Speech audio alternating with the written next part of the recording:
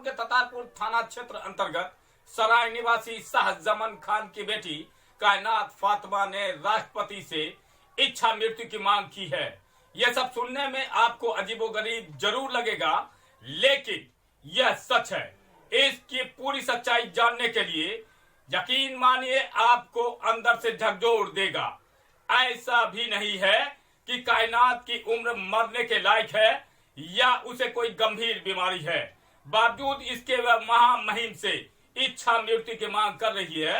दरअसल कायनात फातिमा कानूनी लड़ाई जीतने के बाद भी भ्रष्ट सिस्टम से हार गई है।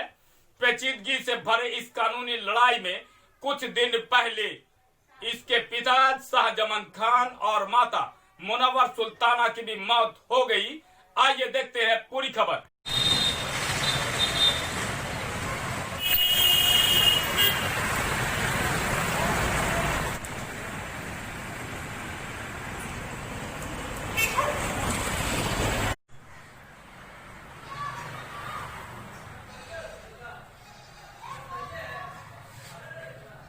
ये एक्चुअली ये मामला 2002 से है।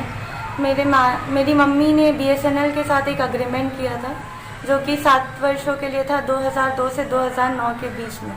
तब से मेरे पिता जो थे वो हमेशा लगातार चिट्ठी लिखकर कि आप ये घर मेरे निजी कार्य 2009 के बाद एग्रीमेंट ख़त्म होने के बाद उन्होंने उनको लिखा कि मुझे अपनी निजी आवश्यकता है, आप ये मकान कृपया करके खाली कर दें।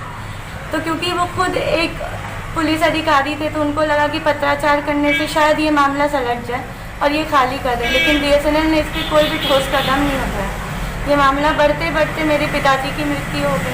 फिर इस चीज़ का मोर्चा मेरी माँ ने संभाला। पिताजी की मृत्यु कैसे भी होता है? इसी वजह से मेरे पापा बहुत ज़्यादा हाइपरटेंशन में आ गए, उनका किडनी फेलियर हो गया क्योंकि उनको और तो कोई बुरी चीज़ों की आदत थी नहीं। बस इस चीज़ में मतलब ब्लड प्रेशर उनका हाई रहने लगा, शुगर हाई रहने लगा, लगातार जाना आना ऑफिस पे, मगर कोई भी सोल्यूशन नहीं मिल पा रहा था इस चीज़ का। फिर उनका 2016 में उनका देहांत हो गया। फिर मेरी मम्मी ने सोचा कि चलो वो तो नहीं रहे, कम से कम उनका घर खाली करवा लिया जाए, तो उन्होंने इस चीज़ का मोर्चा संभाला। उसके लिए मेरी माँ इसके पीछे लगी, उन्होंने कोर्ट में केस भी फाइल किया, लेकिन अंततः क्या हुआ, मेरी माँ की भी मृत्यु हो गई, वो भी इस दुनिया से चली गई। मगर साल उनकी मृत्यु 2019 में ही हो गई, 2020 में हो गई। अभी उनका मृत्यु कैसे हुआ? वो भी टेंशन में आ गई और उनको गॉल ब्लैडर कैंसर हो गया। अच्छा, ठीक। डॉक्टर्स ने कहा कि ये बहुत ज़्यादा एंजाइटी हो गया होगा, इनको पता ही नहीं चला कि इनकी बीमारी इतनी ज़्यादा कैसे अग्रसर हो गई, और इतनी अग्रसर थी तो इनको पता क्यों नहीं चला। इसके बाद BSNL का रवैया किस प्रकार से रहा वो बताइए। BSNL का रवैया तो यही रहा कि मुझे लगता है इन्होंने कोर्ट में एक पिटीशन फाइल किया इस केस के अगेंस्ट। पहले कोर्ट कौन गया? आप गए कि पहले BSNL के अधिकारी हमें जाना पड़ा। क्या इनकी तरफ से कोर्ट में आपने क्या कहा वो बताइए। कोर्ट में मेरी माँ ने कहा कि मेरी सिर्फ बेटियाँ हैं और उनके लिए मुझे ये घर की आवश्यकता है और इसमें ऑफिस नहीं चल सकता क्योंकि पैसेज एक ही है, और रहा बात हमेशा किसी न किसी जेंट्स का आना रहेगा, तो शायद इस चीज़ से प्रॉब्लम हो सकती है। हम लोग सोशली समाज में रहने वाले लोग हैं, तो समाज के हिसाब से चलना पड़ता है।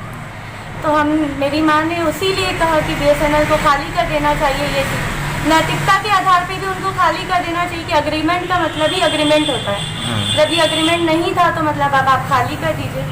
पर BSNL का तो इसको लेकर के कोई भी सीरियसनेस दिखा ही नहीं।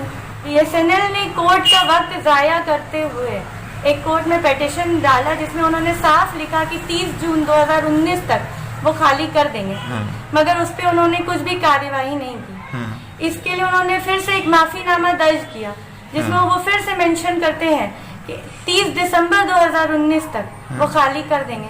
उस पर भी उनका कोई एक्शन नहीं हुआ, और देखें अभी भी ये मामला वहीं का वहीं है क्योंकि लॉकडाउन हो गया, ये सब हो गया। BSNL अपने किसी भी डेट पर कभी भी कायम नहीं रहा। तो फिर आप कोर्ट जा रहे हैं क्या? मतलब कि देखिए आपका मामला बार बार हो रहा है। अब इसके वजह से मुझे बार बार बाहर से आना पड़ता है। सिर्फ अपना personal life, professional life, economically बहुत हम लोग डिप्रेशन में आ गए। बीएसएनएल का जो ये रवैया है, अधिकारियों का जो रवैया है, जी तो फिर आप कोर्ट जा रहे हैं या फिर कोर्ट गए कि देखिए आपका बार बार आदेश का अवमानना हो रहा है, आपको जो है गलत साबित करने पर तुला हुआ है पीटी करके? बिल्कुल, हम लोग फिर से कोर्ट का दरवाजा तो खटखटाएंगे और ये मैटर भी कोर्ट में है। ठीक, और ये फैसले पर ही है ये मैटर। तो डीएम साहब से अपनी गुहार लगाई थी कुछ? जी बिल्कुल, मैंने जिला अधिकारी से लगाया था। उन्होंने भी जो कहा, उन्होंने कहा कि क्योंकि ये मैटर कोर्ट का है तो कोर्ट का फैसला आने का हम इंतजार करेंगे। तो उन्होंने लेकिन हमें एक टेंटेटिव डेट दिया बीएसएनएल को कि आप नैतिकता के आधार पर 30 मार्च 2020 तक आप खाली कर दें। वो आदेश लिखित था या फिर मौखिक? नहीं, उन्होंने मौखिक रूप से कहा था। उनके कुछ अधिकारी भी थे, बीएसएनएल के अधिकारी भी थे वहाँ पर। और कौन कौन थे वहाँ उस समय मौजूद? उस समय वहाँ पे डीएसपी तब थे, राजवंत सिंह वो थे, एसडीएम भागलपुर थे और डीएम साहब खुद मौजूद थे और बाकी एसडीओ अर्धेंदु कुमार थे, कमरे आलम इनके जी थे, वो मौजूद थे। कहीं ना कहीं आपका कहने का ये मतलब है कि अधिकारियों ने, बीएसएनएल के जो अधिकारियों ने जो डीएम के आदेश को भी जो ठेंगा दिखा दिया, यही कह पर आप? मैं वो तो नहीं कह सकती उन्होंने ठेंगा दिखाया या नहीं, लगता तो वैसा आदेश ही तो है। नहीं वहाँ। और उन्होंने ये कहा भले ही मुझे कि डीएम का आदेश लिखित नहीं है, इसलिए हम इसको नहीं मान सकते। पर हमारे लिए तो डीएम का आदेश मौखिक भी बहुत बड़ा होता है, तो हम तो वही मान करके इनको, हम उसी चीज़ पर थे कि 30 मार्च तक खाली कर देंगे। उसके बाद भी इन्होंने मेरा कोई फ़ोन कॉल, किसी भी चीज़ का कोई रिस्पांस नहीं दिया। अभी कार्यालय बंद है या फिर खुला हुआ है? कार्यालय बंद ही है, वो चलता नहीं है। अच्छा, हाँ।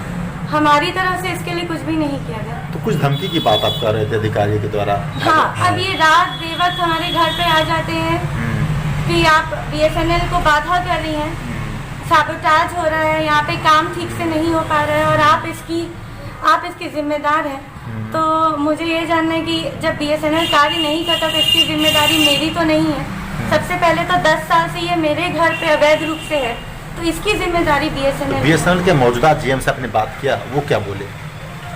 जीएम सब मैटर को सिर्फ कोर्ट पर ही थोप देते हैं कि कोर्ट ही जो करेगा।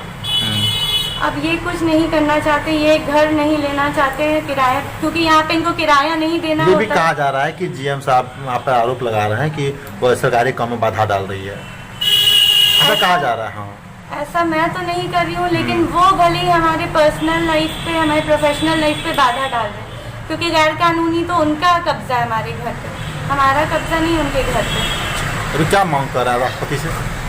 राष्ट्रपति से मैंने इच्छा मृत्यु की मांगी, क्योंकि मैं हर जगह जा चुकी हूँ, हर एक कार्यालय ठकठका चुकी हूँ। जी बिल्कुल, अगर मेरा मांग पूरा हो जाता है और कौन समाज में, हर कोई समाज में रहना चाहता है।